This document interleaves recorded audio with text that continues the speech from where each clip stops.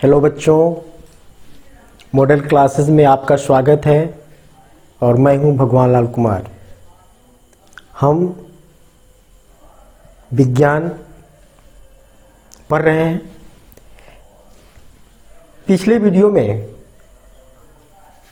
हम लोगों ने पढ़ा था कि समीकरण दो तरह के होते हैं, एक संतुलित रासायनिक समीकरण और एक कंकाली रासायनिक समीकरण। कंकाली रासायनिक समीकरण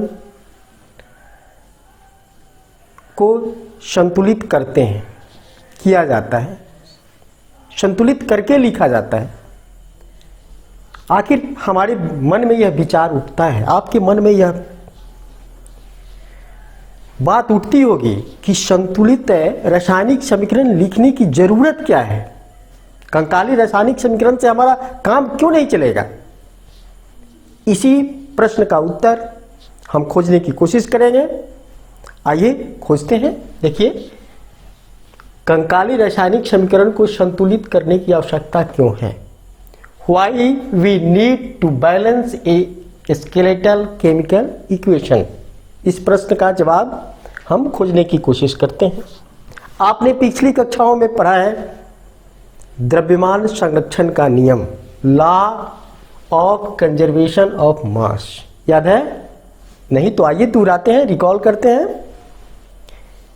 द्रव्यमान संरक्षण का नियम है किसी भी रासायनिक अभिक्रिया में द्रव्यमान का न तो निर्माण होता है न ही विनाश।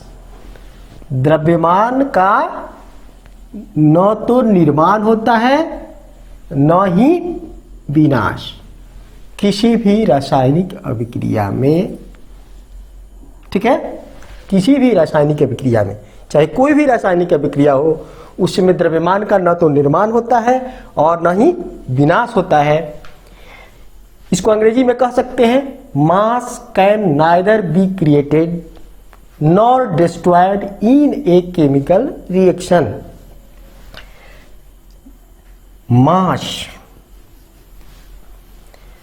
नाइदर बी क्रिएटेड, न तो बनाया जा सकता है, क्रिएट किया जा सकता है, नॉर और न ही डिस्ट्रॉयड, उसको बर्बाद किया जा सकता है, उसको खत्म किया जा सकता है, उसका विनाश किया जा सकता है इन ए केमिकल रिएक्शन, किसी भी केमिकल रिएक्शन में।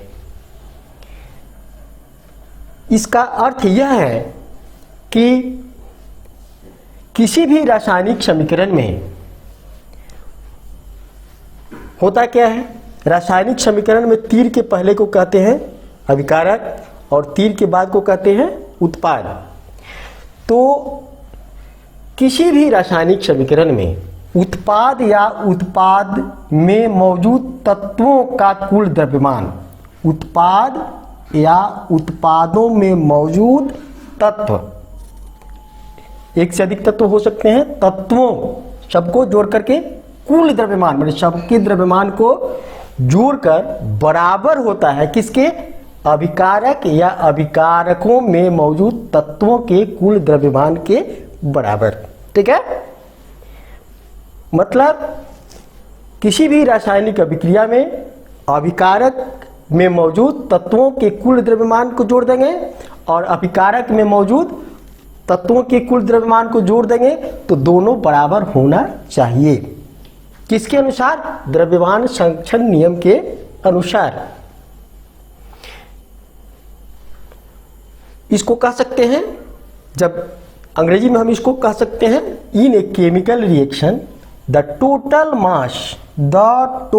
मास of the elements present in the products is equal to the total mass of the elements present in the reactants। ठीक है, रिएक्टेंट्स में जितने भी तत्व हैं उन सबके मास को जोड़ दिया जाए तो किसके बराबर होगा?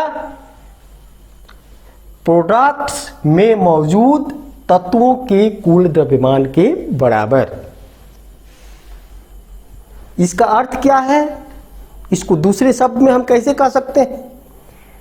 दूसरे शब्द में हम कह सकते हैं कि रासायनिक अभिक्रिया के पहले, रासायनिक अभिक्रिया के, जैसे एक रासायनिक समीकरण है तो रासायनिक अभिक्रिया के पहले और रासायनिक अभिक्रिया के बाद, ठीक है। एक उदाहरण है यहाँ, रासायनिक अभिक्रिया के पहले और उसके बाद, माने रासायनिक अभिक्रिया के बाद प्रत्येक तत्व के परमाणुओं की संख्या समान रहती है। प्रत्येक तत्व के परमाणुओं की संख्या समान रहती है, अर्थात the number of atoms of each element remains the same, remains the same, उतनी ही रहती है, समान रहती है before and after a chemical reaction, chemical reaction होने के पहले और केमिकल रिएक्शन होने के बाद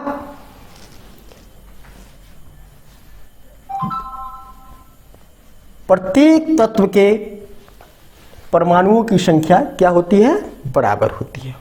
आप जानते हैं कि मास कैसे निकाला जाता है, एटॉमिक मास को जोड़ दिया जाता है तो कंपाउंड का मास निकल जाता है। जैसे MgO का मास आपको निकालना है मैग्नीशियम ऑक्साइड का, तो मैग्नीशियम के मास को और ऑक्सीजन के मास को जोड़ेंगे तो मैग्नीशियम ऑक्साइड का मास निकल जाएगा। तो इस अभिक्रिया में मैग्नीशियम का मास प्लस ऑक्सीजन का मास जोड़ देंगे तो बराबर होना चाहिए किसके, मैग्नीशियम ऑक्साइड में मौजूद तत्व कौन कौन है, Mg और O के, मैग्नीशियम और ऑक्सीजन के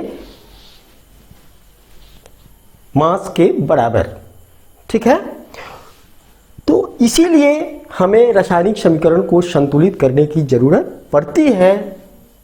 क्यों जरूरत पड़ती है, ताकि रासायनिक अभिक्रिया के पहले और रासायनिक अभिक्रिया के बाद प्रत्येक तत्व के परमाणुओं की संख्या समान रहे, अर्थात द्रव्यमान का न तो निर्माण हो और न ही विनाश हो। समझ रहे हैं ना, यही रासायनिक समीकरण को संतुलित करने का मूल कारण है। Thank you.